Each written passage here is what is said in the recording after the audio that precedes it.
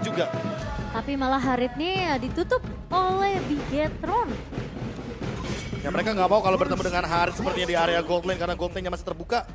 Dan tidak menutup kemungkinan juga kita melihat salah satu di sana yang masih terlepas ketika glue di band Kajanya Kaja. sudah mulai muncul. Wow. Waduh, masih terlalu early ya kan? Bisa ditangkap. Wah, jangan sampai hilang. Tapi nampaknya ini akan menjadi sosok yang sangat menakutkan. Ingat, Kaja, Supres, dan mungkin kalau bisa kita bilang, Supres Kaja ini agak lebih mudah dibandingkan Supres Franco. Ya. Franco lu akan harus ngeluarin banyak source skill untuk bisa mendapatkan Antaflick Supres. Karena dia close range. Ya. Mili. Milih. Dan ini dia perbedaannya dengan Kufra lagi ya seperti yang diamankan oleh Baloyski. Berarti target dari Super Key atau bahkan Super Pin yang nanti akan menggunakan Kaja itu udah jelas banget. Pasti harus menuju ke arah Kufranya.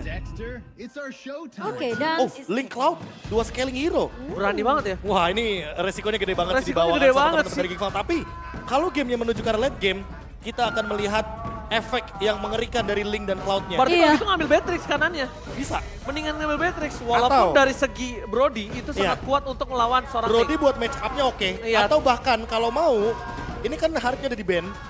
Apakah kita akan lihat Esmeralda Gold Lane biar bener-bener early game itu sekalian? Kalau menurut gua Esmeralda Gotland walaupun emang early game sekalian ini agak punya chance yang berat untuk dibawa di early game. Butuh Marksman. Clear-nya cepat. oh Masalah mereka Oh, bakari. Kari. Wah. Kaja Kari. Hero yang single target banget. Dan ditambah dengan early pressure yang ingin dimainkan oleh Super Saiyan sepertinya. Gak bisa dilawan pakai apa? Wind of Nature. Iya, Gak bisa dilawan pakai Wind of Nature. Iya. Ini ada chance yang cukup besar di tangan dari seorang Super Saiyan dan bahkan ini dia match point. Match point yang sangat mahal. Kenapa? Karena ini adalah salah satu ajang balas dendam untuk Marky. Pembuktian. Pembuktian tidak mau menjadi player ke-6 Momochi. Redemption. oke kita akan lihat apakah balas dendam itu akan terjadi di game yang ketiga. Pembuktian yang akan dilakukan oleh Marky di hadapan mantan timnya.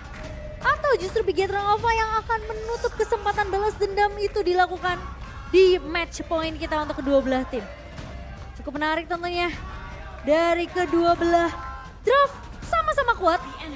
Tapi kita tahu juga Link dengan Cloud ini adalah combo yang begitu mematikan. Tapi kita akan masuk ke dalam map dan juga game kita yang ketiga untuk Geek versus Bigetron Alpha. Match point. Akankah ada Marky yang berhasil membuktikan dia bukan player ke-6 atau bahkan di sisi sebaliknya ada Geek Fam yang terkubur harapan di match yang pertama kali ini. Sementara dengan pergerakan Luke yang ngebawa Arlord, memang early yang agresif bisa dibawakan juga oleh Geek Fam. Oke, akhirnya kita melihat Super Ken kembali dengan Season Hunter-nya. Dan berbanding terbalik untuk sekarang malah Nile yang bermain dengan Master Assassin. Artinya Iya. apa? Artinya Nile mau main pick off, solo pick off kalau bisa 1v1 situation. Entah siapapun hero individual yang akan muncul dari Bigetron Alpha. Alright. Dan bahkan dengan emblem seperti ini dari seorang Kari juga ingin bermain cepat. Maksudnya early-nya dia juga tidak mau terlalu lama. Dia ingin punya landing yang unggul dari seorang Cloud. Karena Cloud ini akan lebih sustain Momo-chan. Kita tahu dengan command yang dimiliki, tapi di sisi sebaliknya Marky ternyata lebih mengungguli dengan adanya emblem yang dia miliki. Sustain di early, tapi belum tentu. Di arah mid to the left-nya dia mampu bertahan Momo-chan. Ya, dan bahkan scaling dari Geek Farm sendiri ya, space create yang harus dilakukan juga oleh pemain-pemain dari Geek untuk ke arah seorang Marky di sini diperlukan banget. Dan gimana caranya pemain-pemain dari Bigetron Alpha mendinai hal tersebut terjadi di 10 menit kita pertama. Kalau bisa dibilang dari segi rotasi yang dilakukan, Bigetron Alpha tadi dengan sedikit kerusuhan, malah Kajanya bisa dimakan abis loh. Dan kalau misalnya di sini Kajanya bakal coba dilumat, dan Super Ken tidak harus butuh ke arah purple buff, dia tidak terlalu depending on purple buff. Di sisi sebaliknya, melihat ada rotasi yang dilepas dari seorang Link menuju ke arah bottom lane, tandanya langsung ada flicker telah dikeluarkan di tengah sana, membuat Super Fin tidak memiliki flicker, tidak ada power, dan belum memiliki defense judgment. Sedangkan Super Sorizo yang tadi sudah kita bicarakan di arah early draft, kalau dia memiliki grok untuk melakukan zoning out, ini udah mulai dilakukan tugasnya. Ya, sementara dari Super Ken sudah kembali lagi mencoba untuk melakukan kontes di area turtle-nya dan sudah ada proses Wajah yang baik. setelah dikeluarkan, Luke bakal coba dimakan. First blood telah berhasil didapatkan, tapi ternyata di sana power of retribution di tangan dari Super Ken. Tempest of Blade menuju ke arah belakang tidak bisa membuat seorang Nile untuk mendapatkan turtle dan bahkan kemungkinan besar Nile akan kehilangan purple buff-nya. Ya, karena udah mulai langsung diinvasi begitu saja. Setelah ada objektif setelah yang berhasil diamankan oleh Bigetron Alpha, Baloi masuk. Satu buat Terror Revenge, namun kali ini di area depannya ditahan. Oh, Super Ken berhasil menghindari damage dan dapat satu more point kill. Menghindari damage dari seorang Tyron Rage. Sosok Baloyski gagal mendapatkan Super Ken, tapi dia malah bebas bernyanyi bermain piano di tengah sana. Electrifying Beats lagi-lagi. Dan Bigetron Alpha kembali dengan permainan yang kita udah mulai mungkin ngeliat di game pertama. Mereka coba untuk ngebait satu buah teamfight yang mungkin bisa dibilang skirmish kecil di area purple-nya. Dan itu diiyain sama Geekfam. Dan bahkan Aboynya keculik. Ya, ini kerugiannya sebenarnya ada di Aboy sih. Kalau misalkan Aboy kita match up kan dengan Super Key, mau tidak mau nanti kita akan melihat perbedaan level dan item di early game. Tapi untuk saat ini setidaknya itu yang paling bisa dilakukan sama Geekfam, mempertahankan purple buff untuk Nile agar dia tidak kehilangan pattern farming yang benar-benar potensial di early game. Karena kalau dari early game aja purple buff-nya pun sudah hilang, kemungkinan besar di sini Bigetron Alpha akan invade dan berkali-kali akan melakukan hal yang serupa. Oke, dan untung aja nggak hilang. Tapi kalau misalnya dilihat dari Super Fin bakal coba untuk melakukan invasi ke arah bottom lane, informasi yang harusnya sudah didapatkan ya. Dan ini Marky juga langsung melakukan defensive mode. Dia langsung mencoba untuk bertahan. Tapi nampaknya ada yang mengikuti Super Ken. Informasi telah diberikan. Driven Charge telah didapatkan. Palos akan coba dimakan bulat-bulat. Super Ken dengan sangat instan menuju ke arah seorang Aboy. Tidak ada cover menuju ke arah seorang Super Saiyan. Tapi nampaknya Super Saiyan juga akan menjadi korban keganasan dari Geekfam. Satu untuk satu dan ternyata triple kill. Looking for Maniac. Apakah ini akan menjadi satu bom Maniac pertama untuk Super Ken? Karena ada Luke di depan sana yang coba dimakan begitu saja. Wajah dan tidak ada Maniac. Lebih fokus ke arah satu point kill untuk Turtle selanjutnya. Tapi itu jadi keuntungan yang benar-benar bakal bikin snowballing banget ke arah Bigetron Alpha, Prof. Plus timingnya nggak sih?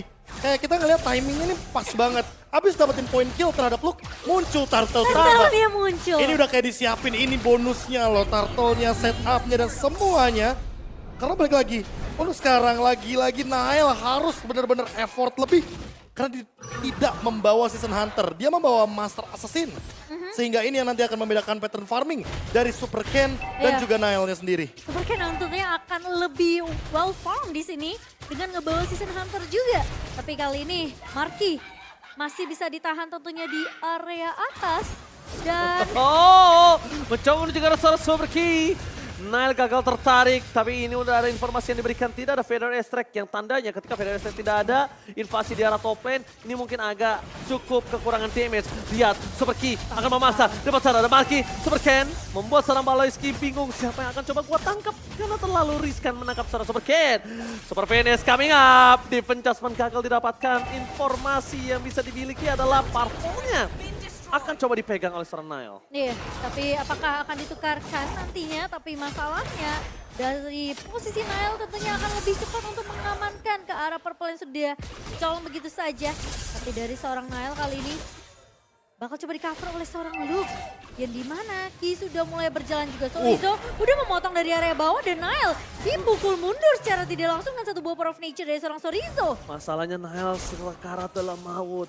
Dia seperempat darah. Walaupun dia ada Tempest of Blade, Defense Adjustment itu nggak bakal bisa bikin dia bertahan. Selama durasi Defense Adjustment masih dipegang dia dan dia langsung hilang ketika kena Super Ken, Profesor. Itu 1400 damage loh, physical damage. Iya, Di makanya. menit yang ke-6, bayangkan dari Power of Nature yang begitu kejam. Masalahnya si Sorizo ini dia bawa Master Assassin juga, Be. Iya makanya ini bakal jadi poin plus, tapi di depan sana langsung ada inisiasi. Iya, dibuka begitu saja ke altar yang akan menyelamatkan dari pemain-pemain Bigetron Alpha, tapi dibuka begitu saja tanpa Blitz ke arah seorang Super Fin memang tumpah, tapi Ken membalaskan itu semua Ranger Emas. Oke, tapi di depan sana ada Marky yang mencoba untuk bertahan seorang diri, tak ada yang menemani. Dia ada top lane mencoba untuk mempertahankan dirinya, tapi Turtle kembali akan di tangan dari Bigetron Alpha. Perfect Turtle for Bigetron Alpha, kembali lagi dominasi seperti di game yang pertama. Wah ini bener-bener kayak kita dibawa dejavu sedikit. Di game yang pertama hanya diberikan 2 poin kill saja. Dan bahkan Super Fin di-trade dengan banyaknya pemain dari Geekfam. Sehingga 1 tukar 3 tentu dari kuantitas saja kita udah melihat.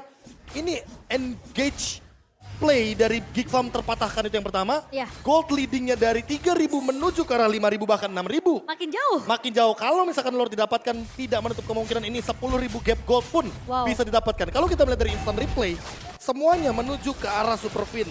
Tapi Cult Altar membuat Super Fin setidaknya sedikit saja bisa memberikan efek paralyze. Agar damage yang diberikan ke arah Super Ken tidak begitu maksimal, dipotong sedikit lah, 4% di sana. Ya, dan sama seperti di game pertama, gak ada yang bisa menghentikan atau mungkin nge-beat.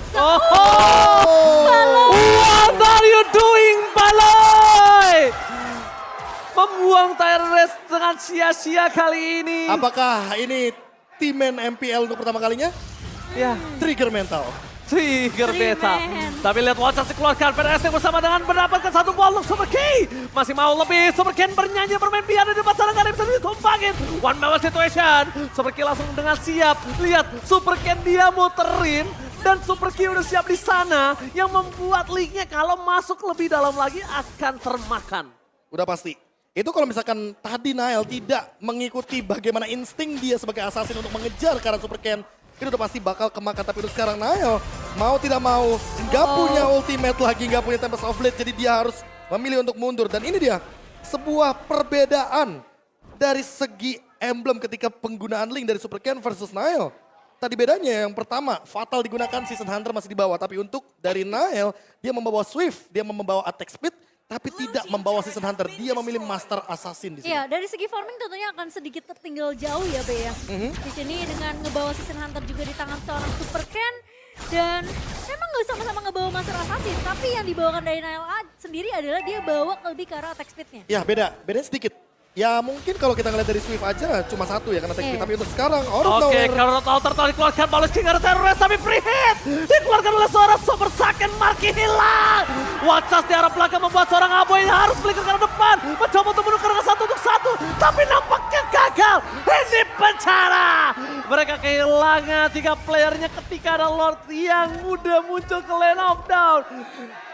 Nostalgia, Deja Vu game yang pertama kembali lagi hadir kali ini. 8-0-3 ya kan. Plus, ini plusnya ya. Menit 9 Blood Wings udah ada di tangan dari Super Ken. Itu seberapa besar damage Seberapa besar damage ya, ini dia jawabannya. 36.735 damage magical yang diberikan ke teman-teman Geek Farm, dan pattern farmingnya benar-benar tidak terhentikan. Nael sudah kehilangan purple buff-nya, dan bahkan untuk saat ini invasi ke arah orange buff bukan hal yang mustahil. Oke, Nael. Hampir aja dipaksa Tempest of Blade, Cimo. Hampir ya? Hampir. Untung. Dan sama seperti yang kita tahu Geek Farm, patternnya all for one, one for all. Mereka maju, tumbang satu persatu, dan bahkan dari Bigetron Alpha mereka yang tinggal nunggu inisiasi yang dibuka sama seorang Baloy. Oke, memang MPL makin lebih keras, tidak ada game 2-0, game 2-1. Apakah kali ini para pasukan dari Bigetron Alpha akan menghubur mimpi dari Geek Farm menamatkan di game yang pertama kali ini? Sorry, di match yang pertama. Tapi match kali ini benar-benar membuat Bigetron Alpha harus membolongi semua base turret supaya mereka bisa lancar dari 3 lane push. Satu babak celuk, termakan, Watcher dikeluarkan, Marky hilang. Namun apapun terjadi walaupun di-cutting, dan ini dia Bigetron Alpha, sang super squad berhasil mendapatkan kemenangan pertama mereka di MPL. Mendakan kemenangan yang begitu mendominasi dari Super Bigetron di match kita yang pertama. Wah, super squad, super team. Dan inilah dia para 5 pemain supernya yang mendapatkan poin 21, bahkan walaupun mereka bisa dibilang terpleset di game yang kedua. Tapi yang